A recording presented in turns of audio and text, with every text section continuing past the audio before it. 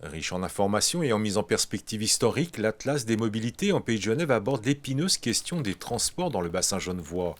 Des premiers sentiers empruntés par les hommes jusqu'à l'ouverture du Léman Express, ce sont plus de 2000 ans d'histoire des voies routières, ferroviaires et lacustres qui sont abordés.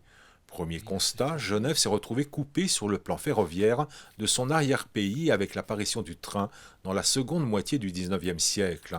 Un divorce accepté jusqu'à ce que la voiture vienne s'imposer. Ce qui me paraît de toute façon indispensable dans ce territoire, c'est d'avoir une politique cohérente en matière de transport. On ne peut pas se permettre sur un aussi petit territoire d'avoir deux politiques de transport. Avec d'un côté une politique qui reste axée sur le routier et l'autoroutier, et de l'autre une politique qui est axée sur le ferroviaire, le transport en commun.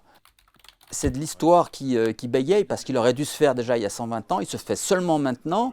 Enfin, ouf, tant mieux.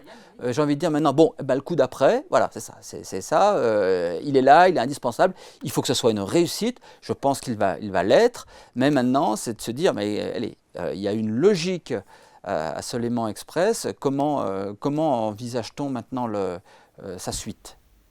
Page après page, l'histoire des mobilités impose ses constats tout en se risquant parfois à la légèreté, voire à l'anecdote.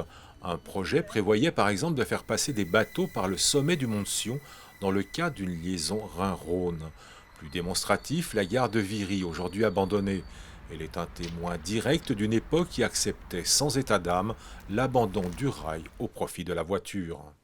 C'est le symbole de l'abandon du ferroviaire pendant plusieurs décennies.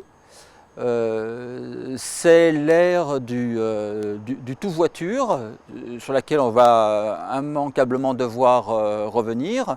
Donc moi j'espère voir prochainement, dans l'espace de 5 ans, de revoir cette gare réouverte. L'erreur politique, c'est de se dire on s'arrête là.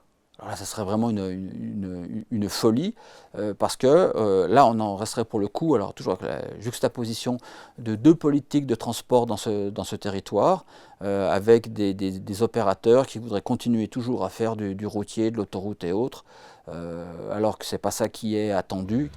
Si le tramway a servi de couture régionale entre 1880 et 1930, venant compenser ce que le chemin de fer n'avait pas permis de réaliser en raison d'une frontière trop présente, l'Atlas des mobilités du Pays de Genève dessine le futur des transports et des mobilités durables dans la construction régionale lémanique. La mise en service du Léman Express et le tramway Genève-Annemasse est une étape nécessaire vers une redéfinition des mobilités pour le Grand Genève.